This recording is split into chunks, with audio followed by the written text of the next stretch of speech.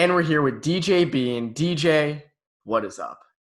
Nothing, man. How are you? It's been a minute. It has been a minute, but it's a lot of stuff's happened in that minute that we've taken. Pandemic, the Bruins lost. A lot of stuff has happened since we last talked. Do we do victory laps on the Bruins losing? Because it's not exactly how we saw it, but before the season, I'll tell you two people who weren't super high on your Boston Bruins. That would be Evan Marinofsky and DJ Bean. It was us. Yeah. Tell you what. We both said that they would lose to the Maple Leafs in the first round, which, again, not entirely true, but we both incredibly predicted. wrong. But incredibly wrong. Still,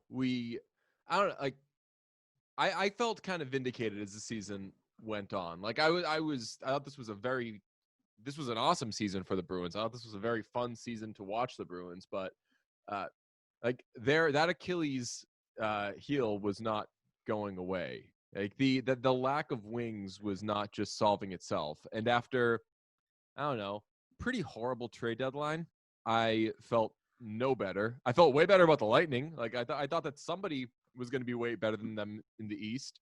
And clearly it was the Lightning. I never understood during the season the tenor from Bruins fans and some media that, the Bruins are higher in the standings than the Lightning. They're fine. They're good. The Bruins, I think they have a chance. And granted, I wanted that series all along under normal circumstances. I wanted the Bruins to play the Lightning. I thought it'd be a way more exciting series than it was. Granted, the Bruins didn't have Rask. But I thought it was going to be so much better during the season if you did that back in May. But I still didn't really believe the Bruins were going to get past the Lightning. And if you look at the trade deadline, which has now been put under a microscope by you especially, and at the time I said Nick Ritchie, you could have got so much more for Danton Heinen than you did with Nick Ritchie. And you're one of the first people to sound the alarm on Nick Ritchie. Like, why? Why would you get him? Oh, yeah. And that it's so funny that you say, like, you could have gotten so much more for Danton Heinen. Like, you want to talk about a depressed asset that was Danton Heinen, right? Like, young player, decent contract, but just having a bad year. Like, you were selling low on him. But even when you're selling low on him, I was like, Nick Ritchie? Like, I honestly viewed that deal as a salary dump because you saved, I think $1.3 million, something like that. It was somewhere in that vicinity. You saved like a decent chunk of money in that trade. And somehow Bruins fans viewed it as like they were upgrading. And I was like, if this is an upgrade as a player, then why didn't you have to give up more? How come? Well, why wouldn't you have to give up more if they're the same player and supposedly the better player makes way less? Why? What are the Ducks just stupid? Well, that's the thing, and it's just like we knew that Nick Ritchie would take some sort of penalty in the postseason. I thought it would be a trip. I thought it would be a trip at a crucial moment, a hook as the guy's going by him. Like, that's what I thought it was going to be. Your classic, like, stuck in the mud penalties. Exactly. But instead, he decides to just absolutely kill. Who was it on the light? I'm blanking on the name. Who he murdered. It wasn't Gord, was it? It was Gord. I think it was Gord. Yes, it was. I was thinking defenseman where it was on the ice, but it was Yanni Gord. Because I think it was a third liner, so I think it was Gord that he just decided to let's sit in the penalty box for 5 minutes. It was Yanni Gord. So we were both right on them losing. We were both right on. You were very right on the deadline. I didn't think it would turn out as bad as it did. But speaking of trades, this week, and you said this before we started recording, and I was like, DJ, save it for the air, because that's what I want. I don't want you to get it all out in the preamble before, but this week has the potential to be like monumental with this franchise. I think it's getting overlooked a little bit. Tuukka Rask could be traded. Could be. Now, Sweeney said this morning that he's still a part of the roster construction, but Sweeney doesn't say a lot to begin with. What's your take on this? I mean, this could be like, if we want to go there, this could be the second most pivotal offseason of Don Sweeney's tenure as GM of the Bruins. I know what the first one would be. Right? I mean, we obviously know what the first one was. Some hits, some misses. I'll defend Don Sweeney and say people forget the Milan Lucic trade was very solid. But should it be his want, this could be kind of the offseason where he shakes shit up. And there's been little shit shaking in the Don Sweeney tenure, really, other than that 2015 offseason where he kind of came in and moved Hamilton, moved Lucic, got the draft picks, 6 in the first 2 rounds. We all know the story there.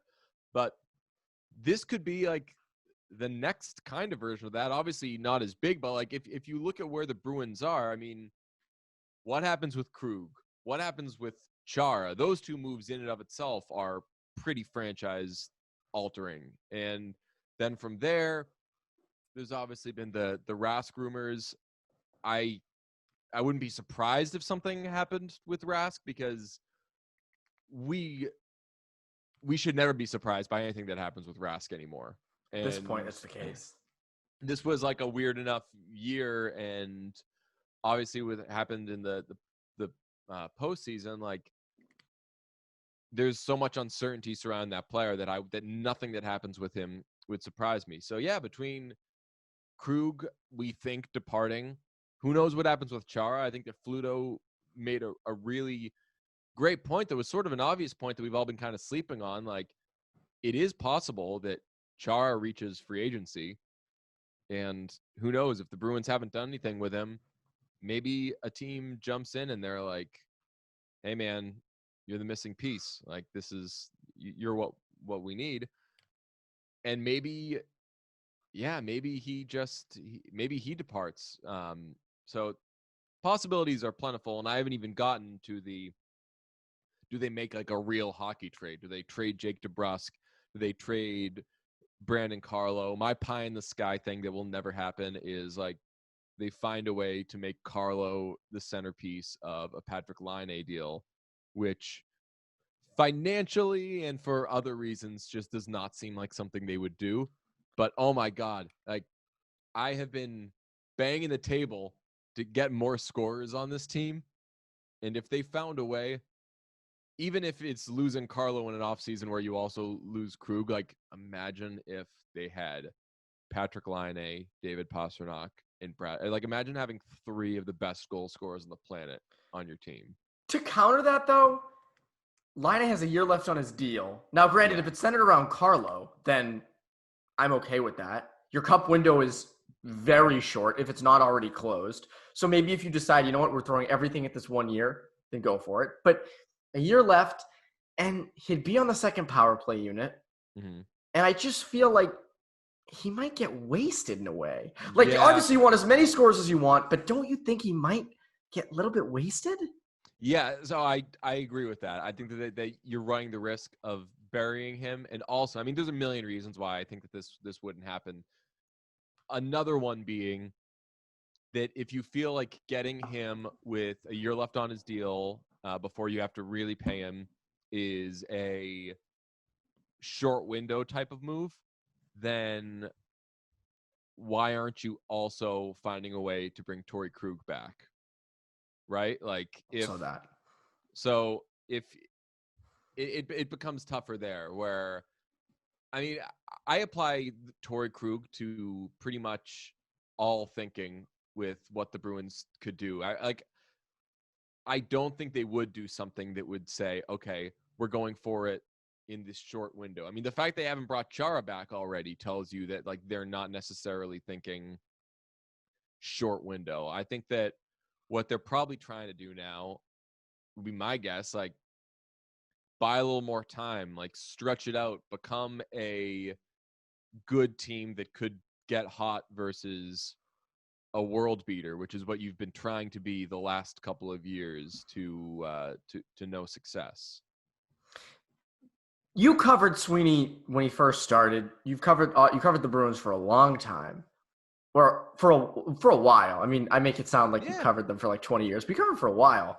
Yeah, like 6 years. Do you think that they're complacent in sitting on the fence between going all in and kind of having an eye for the future? That in some form or fashion you have to pick one?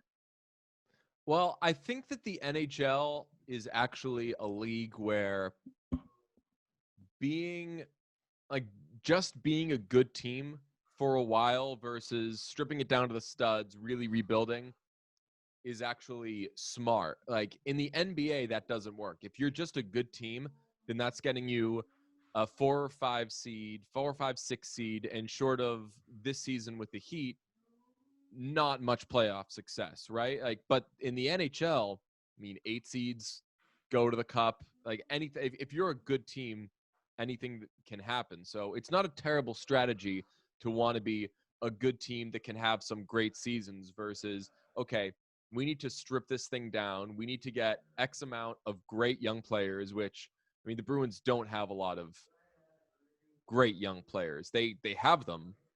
They have the Pasternaks and the McAvoys of the world, but they don't have much of a next wave right now. Notice how you stopped yourself after McAvoy. So you said Pastrnak, McAvoy, DeBrusk. No DeBrusk.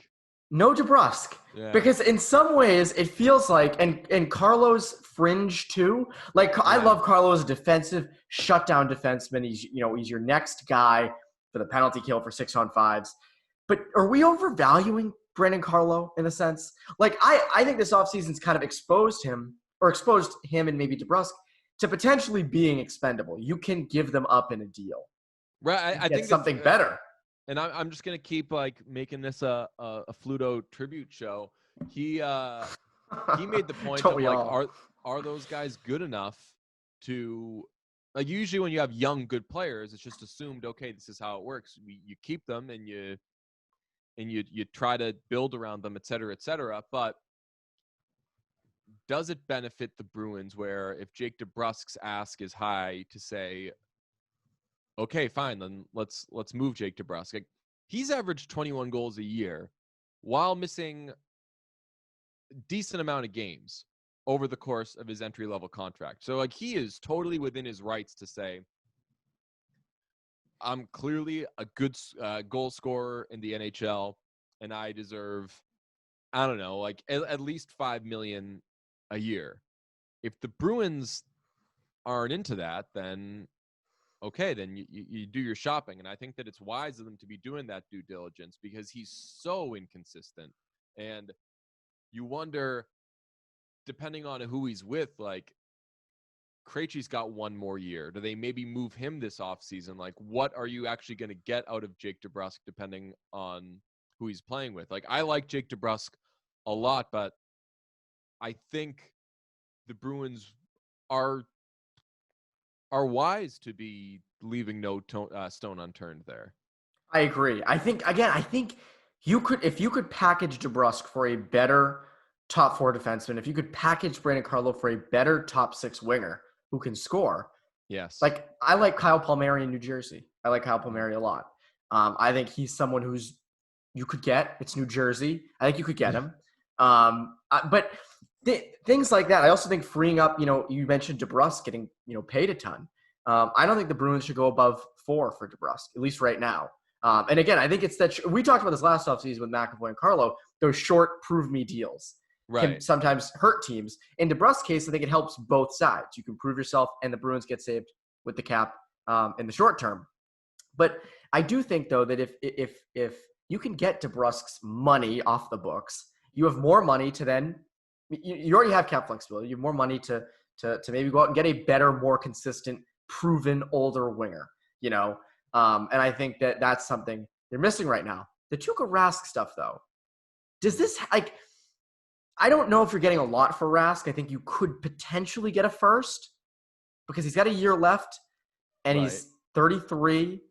I think if a team like the Colorado Avalanche stick out to me as a team who are desperate to potentially win now. Well, not desperate, but they could win now. Right. Yeah, no, they're in a position where they could, yeah. They could. So to me, that's a team that makes sense to potentially get a first. But you brought up Fluto. I'll bring up Felger. We'll bring up the 2 Fs in Boston. Felger always says when you're trading a player, you want to try to trade them for better or equal to what they were drafted at. And Rask was a higher draft position than I think the Avs are going to be this. Right. Rask was 21, I believe, and the Avs have to be I think they're under that. Okay. I would figure. Like mid-late 20s? That's what I was thinking. So Yeah. to me, I think the Avs are a fit but it's also like if you're trading Rask, then you probably aren't going all in next season unless you go out and get another legit goaltender, which I don't know if they're going to do. Right. And I think that's unrealistic, right? To trade Rask and replace his production. Like if I don't know, who do you go out and get? Do you trade for Matt Murray? Do you sign the Lundqvist thing is that's just No, ignorance. it's Like ignorance. I hate that's that. that's having 2 Yarrow Halaks. And I don't think that does you like I think I that love how much you hate, I love how cynical you are with like really former elite players like Tom Brady, Henrik Lundqvist. I think that is my favorite thing about you. That you no, just dude, I love Lundqvist. I I do love too. Lundqvist, but I think that people see the name and they think, oh, well, if you can replace Rask with Lundqvist and save money, you're in business. It's like, cool, you're just getting worse. Like, and like you haven't watched him play in like 4 years. right. Also, And are you doing enough with that money to make that work? I mean, there's a planet where if you trade Tuukka Rask and replace him with Henrik Lundqvist, you can have a better team next year, but that's if what you do with the savings, and who knows what Lundqvist ends up getting. Lundqvist probably gets a decent contract just based on his name. Like, wasn't Cam Ward getting paid for a while just yes, based off the fact that his name was Cam Ward, and he sucked? So horrible. I think that Lundqvist is almost like a late career Emmett Smith, like ticket sales type of guy. Yes, And although I don't know if ticket sales guys exist depending on where the world is in a few months. My point being, he's a bigger name than he is a great player right now. But if you could take the savings of replacing Rask with Lundqvist and turn it into, you get a great top 4 defenseman, or you get 2 more wingers, like 2 more good wingers, dependable wingers, then all right, the argument can be at least made that you've stood where you were or even improved. But I don't think that's realistic, because the Bruins with money to spend typically don't spend it super wisely. Like, they don't hit home runs unless you're talking about good, like, fourth line signings, which God bless Don Sweeney. He's really good at that. But like, when I've been writing some things about like moves they should make, guys they could trade, like what their trade values may be. And I'll tell you, I haven't written about one fourth liner, because when it really comes to what cutting time, that's not what makes and breaks a hockey team.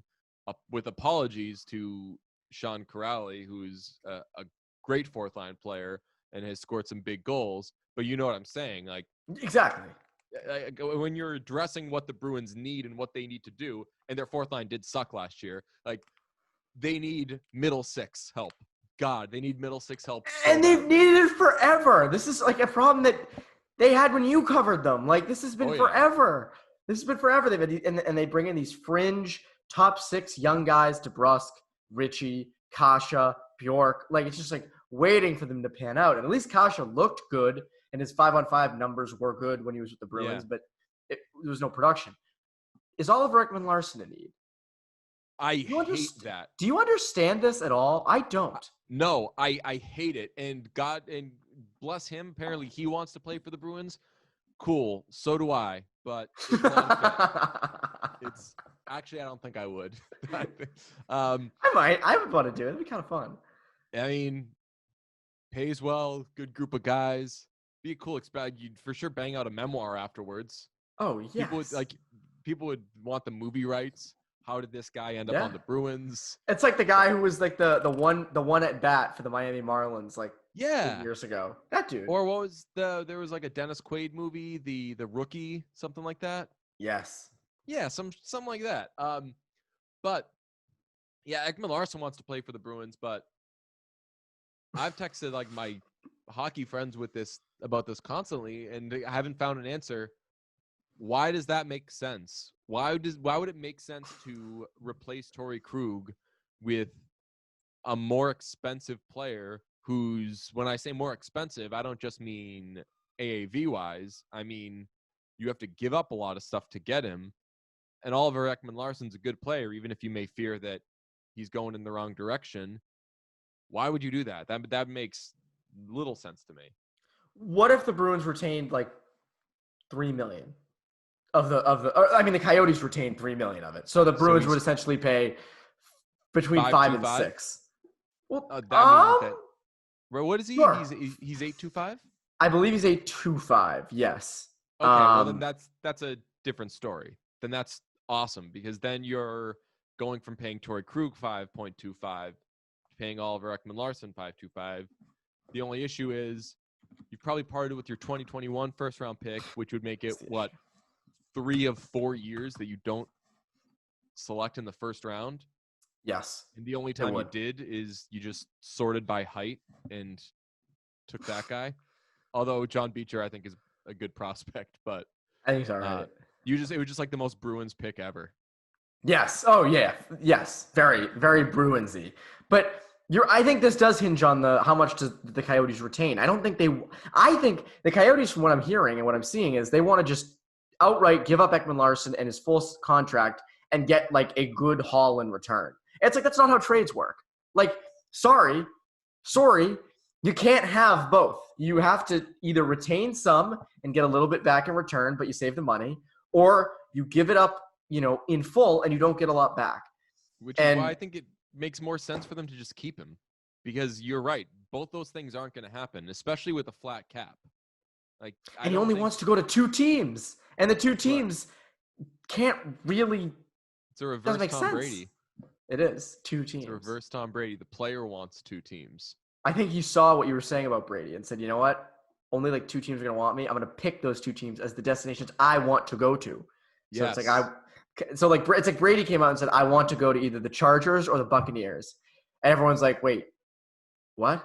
He's like, yeah, just those 2 teams. Those 2 That's teams. it. Everyone's like, what about the Titans and the Raiders and all these teams? He's like, oh, nah, man, those teams, nah, man, forget it. I'm over those teams. Saints. Yeah. Fuck them. Who cares? Yeah. I don't understand the Ekman-Larsson stuff. I never understood it. You'd have to give up a lot. The first round pick stuff, continuing to just give up your first and not have cups. I don't think Ekman-Larsson gets you that much closer to a Stanley Cup. I mean, your top 4 is solid. I mean, I guess if you don't give up any defensemen that are currently on your roster, it would be Ekman-Larsson and Carlo, or Ekman-Larsson and McAvoy.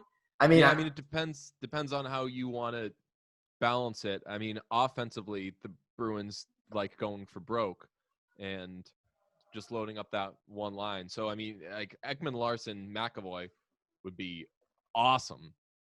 But if it were me, I would probably go Ekman-Larsson, Carlo, and then have McAvoy carry whomever on the. It would be Grzelcyk. Grzelcyk and McAvoy would be fine. I'm fine with that. Yeah, but that could happen anyway. I know. I mean, if Char comes back, he'd probably be on the 3rd pairing. That's at least where he should be, with Clifton or whoever. Just play defensive zone minutes, sheltered, whatever. Last thing I want to talk about with Bruins with you. Do they trade into the first round? Do you think they do it?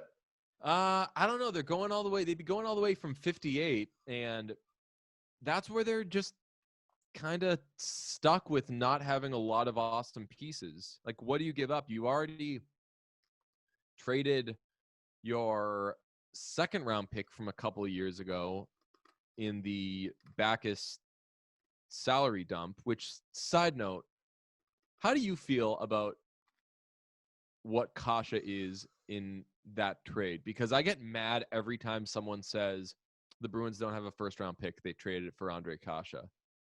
And I think Kasha was like a step up from a throw-in. He was he was closer to a throw-in than he was the centerpiece to that deal. Like, that deal was the Bruins paying the Ducks a 1st round pick to take most of David Backes' money. And then there's the prospect and Kasha element. Well, at the time, I think Kasha was the centerpiece. I think people looked at it, and I looked at it at the time as like, oh, he was the biggest thing they were getting back, but like I know, but the primary the primary makeup of that deal was the Bruins are giving them a 1st round pick to take David Backes' money. I'm of the thought that I think if Kasha gets a full year with the Bruins, I think you will see the production happen. I just look at it and I see more fringe top six guys. Again, it's Yeah. more fringe. Also, you have Jack Studnicka next year. Where's he fitting in? Is he going to be a top six winger? Is he going to be? I mean, he's not going to fit anywhere at center unless you give up Krejci. So it's like, unless you give up Krejci. Which do you think that happens?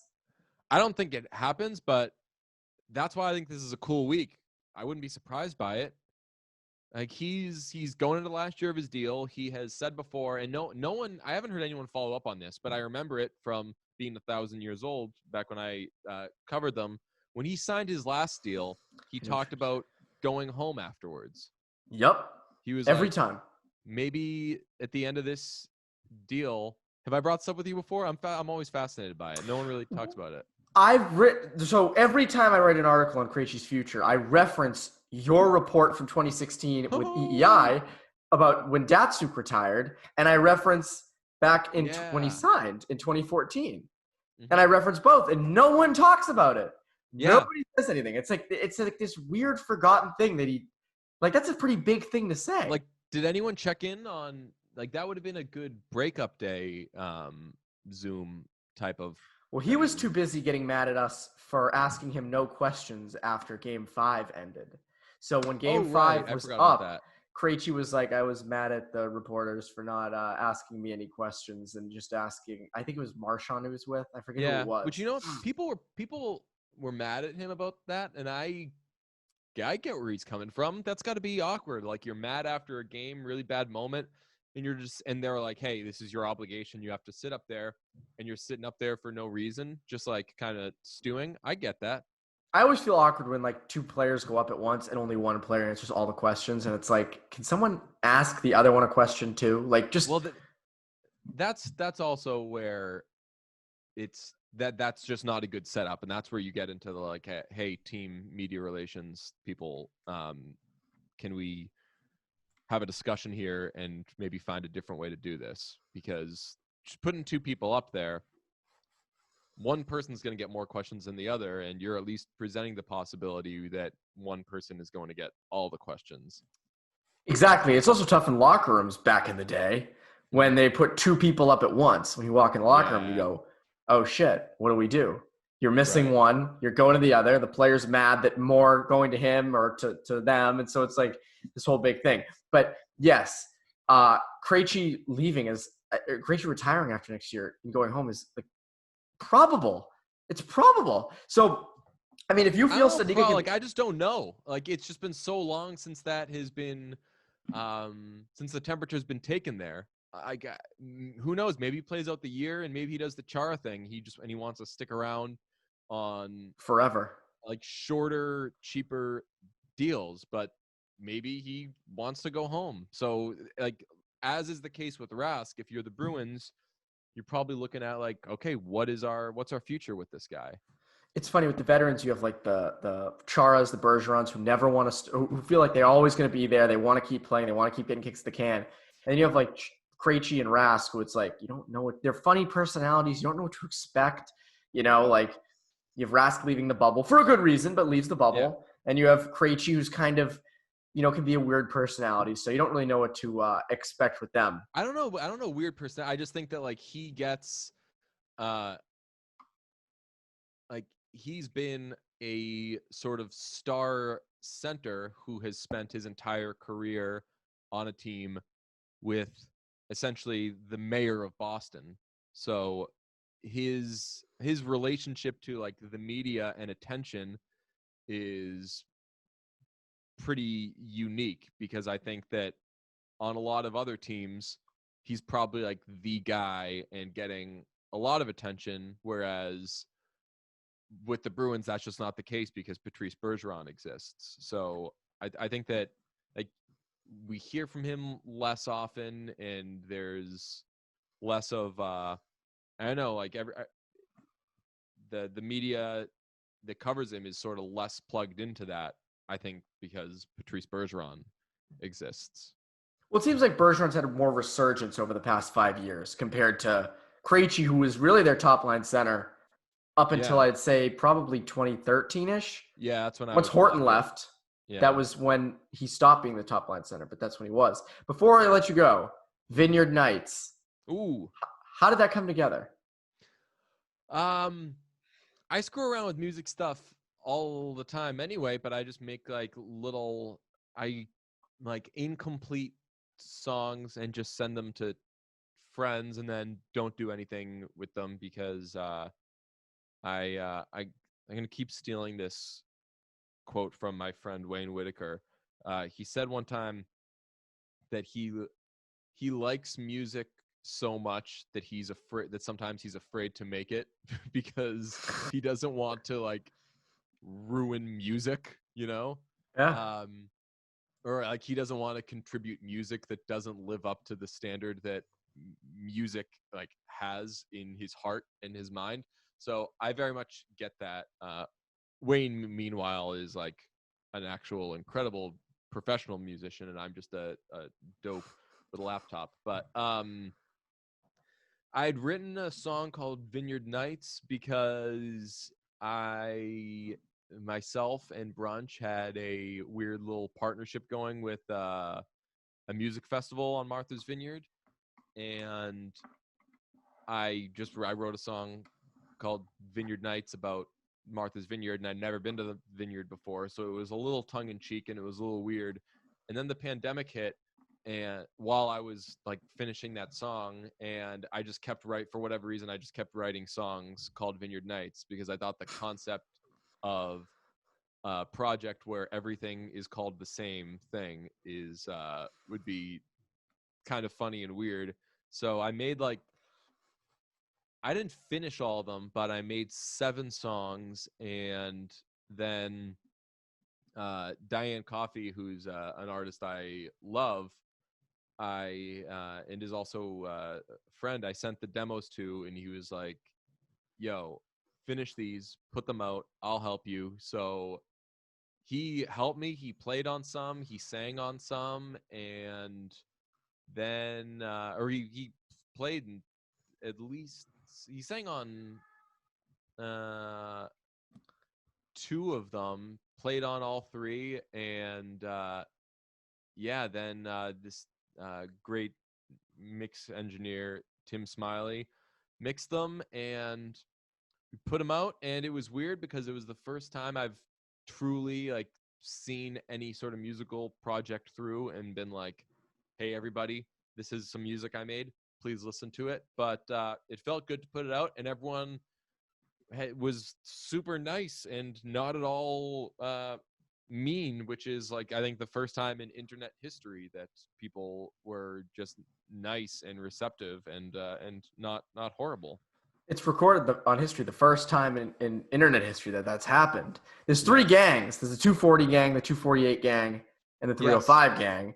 For people who don't know, there's 3 Vineyard Nights. They're all those lengths. I was a 240 guy, but we have a big in my house. I live with a bunch of friends. We have a big boom box, and I said, Nice. My friend made these songs. We're gonna listen to them, and you're gonna tell me what you think. And they liked 240, but it wasn't really their vibe. 248, that I think that was their third. We listened to 305, and we were like, oh shoot, that's the one. I think I'm now part of the 305 gang. So I moved up. I moved to 305 from 240. So 305 is the danciest number for sure. 240 is a bit melancholy. It's nice and mellow. I like it. Yeah. And a little sad. 248 is like, I think, best sounds like something that I would have made, because it's by far the weirdest of the 3 and my favorite of the 3. I've not had a lot of people. I do not believe there is a strong 248 gang, but I will be the only member of that if need be. But yeah, it's funny that the 240 gang, it was happening for a little bit, and now it's kind of subsided. But people were making memes before the songs came out. They were making memes about it throughout the week. And then once the songs came out, they were able to make more specific memes. And I found there was a subculture of the Vineyard Nights meme group that aggressively liked 240 and would make like anti-other other Vineyard Nights memes in like support of 240. So it'd be, I don't know, it would be like, I can't even, I'll give like the example of like the silly Drake meme or whatever, but it would be someone like ducking like the other ones so they can listen to 240. So just like ruthlessly being only in support of 240, which I think you can like them all. You can like one of them. You can do whatever. But yeah, I'm glad I put them out. I want to keep when I make stuff going forward, I actually want to see it through like I did with that. So hopefully more down the road, but we'll see. We'll see. It was a interesting, weird ass thing to do, and I'm glad I did it. Must have been fun, though. I mean, to see that through. Still, though, not the best contribution to Twitter or the internet you've given this year. The best was shitty NHL gifs. Everyone knows that. That was the best. Yeah, shitty NHL gifs. That was me and Pete Blackburn just doing exactly that, making shitty NHL gifs. We were like making horrible memes and just sending them to each other, not even tweeting them, because we were like these would make sense from my Twitter, not quite for Pete's. Yeah, yours more than Pete's, I would say. I'm a little more unapologetically weird. Pete's pretty accessible. I think that Pete's not going to confuse a lot of people, you know? Like it's true. Pete is far more capable, to stick with the music analogy. Pete's far more capable of making like a top 40 hit than some weird fucking chewy thing that only a few people will like. I'm more I want to make something weird that like 2 people will find funny, but hopefully they'll find it really funny. It's niche versus appealing to the masses in some sense. Right. Pete's way better at that latter one than me. But yeah, we were making just weird memes and sending them to each other, and then Pete was like, why don't we have an account that just puts these out? I was like, that actually, we were doing them for like days before he suggested it, so it was kind of funny that it took us that long to figure it out. But yeah, we slowed down a little bit, but like the only rule we had was there has to be some weird John Tortorella obsession, because that's like Gritty and Tortorella are like the cliche things for hockey people to be obsessed with for whatever reason. So we were like, let's just lean all the way in to John Tortorella. And that's shitty NHL gifts. And it was perfect. perfect. A lot of them aren't gifts. No, they aren't. That's the best part. They really aren't gifts. But shitty NHL gifts, Vineyard Nights, NBC Sports Boston, brunch. Oh yeah. That is DJ Bean. DJ, as always, thank you for joining. Hopefully we get you on more as time goes on. Yeah. Thanks, but dude. So, of course. Yeah, this was a real party, and who knows? Maybe this will be the most boring week in Bruins history, but I'm afraid that's going to happen. I'll have my popcorn ready. That's all I'm saying. I'm excited. I hope something big happens. Because then we can say we called that too. So we call it everything. No matter what, if anything happens, we call that. Like if the Bruins draft somebody in the second round, we knew it. We called that. Yeah. That was our scoop. But DJ, as always, thank you for joining. And for CLNS Media, I'm Evan Marinofsky. You Bruins Beat listeners, have a great rest of your week.